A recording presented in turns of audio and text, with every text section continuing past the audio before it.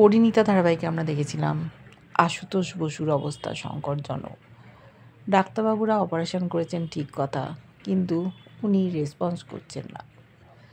পরিবারের লোকজনকে সাহায্য করতে হবে। শিরিনের মা চেষ্টা করেছিল আশুতোষ বসুকে মেরে ফেলার, কিন্তু পারেনি। পারুল তার বুদ্ধি দিয়ে পরিবারের সহযোগিতায় জিতে গেছে, কিন্তু শেষ রক্ষা হয়তো হলো না। ওনাকে বাঁচানোর চেষ্টা করতে হবে পরিবারের লোকজনকেই। তাই নানান রকম কথা বলে ওনাকে উত্তেজিত করার চেষ্টা করা হচ্ছে, যাতে সব অর্গানগুলো ফাংশন করে। শেষ পর্যন্ত পারুল রায়ানের বিয়ে হবে এই কথাটা মল্লার বলার সাথে সাথে উনি রিয়্যাক্ট করেছেন। তাই পরিবারের লোকেরা ভাবলো এদের বিয়েটা দিতে হবে। শিরিন চায় না, প্রতিবাদ করেছে রায়ানের মা, কেন ওর ছেলের সাথে এরকম করা হচ্ছে। বড় ছেলে খুব রেগে গেছিলো, বলেছিল মৌসুমি তুমি স্বার্থপর না হয়ে একটু বাবার কথাটা ভাবো। কিছু বলতে পারছে না, শ্বশুর মারা যেতে পারে। পারুলকে সাজিয়ে দিচ্ছে, কোণে সাজিয়ে পরিবারের মেয়েরা। ওদিকে রায়ানকে নিয়ে গেছে ছেলেরা। শিরিন এসছে পারুলের কাছে, বলছে যে একবার বিয়ে করে হলো না, আবার বিয়ে করছিস। বলল দেখ আমরা তো বিবাহিতই ছিলাম, শুধু আরেকবার বিয়েটা হচ্ছে, এতে তোর অসুবিধের কারণটা কি? কিন্তু ও বিয়েটা কিছুতেই হতে দেবে না, বাধা দিতে চাইছে। দেরি হয়ে যাচ্ছে, ডাক্তারবাবুরা খুব দুশ্চিন্তায়, যা করার শীঘ্র করতে হবে। সেই জন্য পারুল রায়ানকে নিয়ে চলে গেল বিয়ে দিতে। পুরুত মশাই এসছেন। হাসপাতালের অন্যান্য যারা রোগীর বাড়ির লোক, তারা ভাবছে হাসপাতালে বিয়ে হচ্ছে, কি ব্যাপার, এতে কি মাথা খারাপ হয়ে গেল, কোনো প্রেম ঘটিত ব্যাপার নাকি? ওখানে ডাক্তারবাবুরা ছিলেন, ওনারা বলছেন যে এটা একটা রুগীকে বাঁচানোর জন্য টেকনিক, যাতে উনি সুস্থ হয়ে ওঠেন। ওরা তো অবাক হয়ে যাচ্ছে, বিয়ে দেখছে, এক একটা অনুষ্ঠান হচ্ছে, আর মল্লা চিৎকার করে বলছে। এই পান পাতায় মুখ ঢাকা দিয়ে পারুল এলো, রায়ানের চারপাশে ঘুরছে। দাদু তুমি চোখ মিলে তাকাও, তুমি তো কিছুই দেখতে পাচ্ছ না, উঠে পড়ো। কিন্তু দাদু নিশ্চুপ। এক এক করে সমস্ত অনুষ্ঠান হলো। এবার সিঁদুরদানের সময় উপস্থিত হয়েছে। দাদু তাও তাকাচ্ছে না, কিন্তু বুঝতে পারছে। সিঁদুর কৌটোটা আনতে বলা হলো বাড়ির বড় বউকে। সে দৌড়ে গেল। যে ঘরে পারুলকে সাজানো হচ্ছিল সেখানেই সিঁদুর কৌটোটা ছিল, কিন্তু সেখানে গিয়ে সিঁদুর কৌটো দেখতে পেল না। অবাক হয়ে গেল। শিরিন আগেভাগেই কৌটোটাকে সরিয়ে রেখেছে, কিছুতেই বিয়ে হতে দেবে না। এসে বলছে আমি তো সিঁদুর কৌটো পেলাম না, সিঁদুর কৌটো না হলে বিয়েটা দেবে কি করে? তখন বাড়ির লোকেরা বলছে আমরা তাহলে আশপাশ থেকে নিয়ে আসছি। হাসপাতাল চত্বর, ওখানে মেডিসিনের দোকান ছাড়া কিচ্ছু নেই, কোথায় পাবে? সময় বয়ে যাচ্ছে, দাদুর অবস্থা খারাপ হয়ে যেতে পারে, তাড়াতাড়ি বিয়েটা সারাতে বলছেন ডাক্তারবাবুরা। কি করবে? গেছে পিসিমণি, সেও কোথাও খুঁজে পেল না।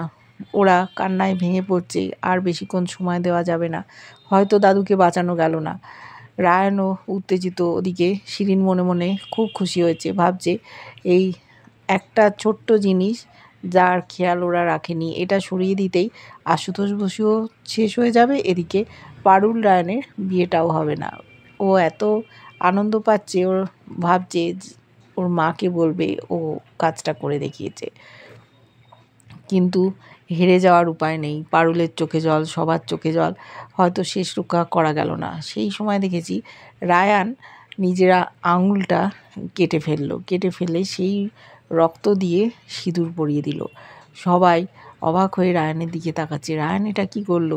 শিরিনও অবাক, ওর মাও অবাক যে আমার ছেলে শেষ পর্যন্ত হাত কেটে পারুলকে রক্ত দিয়ে স্মৃতি রাঙিয়ে দিল, এটাও সম্ভব? যে রায়ান পারুলের সাথে থাকতেই চায় না, সেই রায়ান এরকম করলো। বিয়েটা সম্পন্ন হয়ে গেল। দাদুকে বলা হলো। দাদু হয়তো মনে মনে খুশি হয়েছে, আস্তে আস্তে জ্ঞান ফিরে আসছে, আর কোনো রিস্ক নেই। এদিকে রায়ান মনে কষ্ট পাচ্ছে, বুঝতে পেরেছে পারুল। বলছে তোর মনটা এরকম উদাস হয়ে গেল কেন? তখন বলছে যে দাদু দেখো, আমার আর পারুলের বিয়েটা দেখার জন্যই এরকম একটা অভিনয় যেন করলো, নিজের জীবন সংশয় করে ফেললো।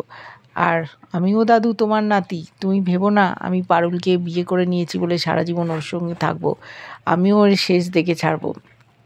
তুমি দেখো, তুমি আগে সুস্থ হয়ে যাও। কিছুতেই পারুলের সাথে সংসার করতে চায় না, ওকে ভালোবাসে কিন্তু বুঝতে পারে না, ওকে ছাড়া থাকতেও পারে না, দূরেও করে দিতে পারে না, কিন্তু ওর সাথে ডিভোর্স করবে। পারুল বুঝতে পেরেছে রায়ান বিয়েটা মেনে নিতে পারেনি, পারুল তো রায়ানকে ভালোবেসে ফেলেছে। পারুল বলল, কিরে তীরপিণ্ডে, তুই কি ভাবছিস যে আমি এই বিয়েটা সিরিয়াস নিলাম কি না? বলছে, তুই যেন কোনো এক্সপেকটেশন রাখিস না, আমি দাদুর যাতে প্রাণ ফিরে আসে সেই জন্যেই এই নাটকটা করেছি। বলছে, তুই একদম চিন্তা করিস না, আমিও দাদুর প্রাণের বিনিময়ে নিজের এই নাটকটা করলাম।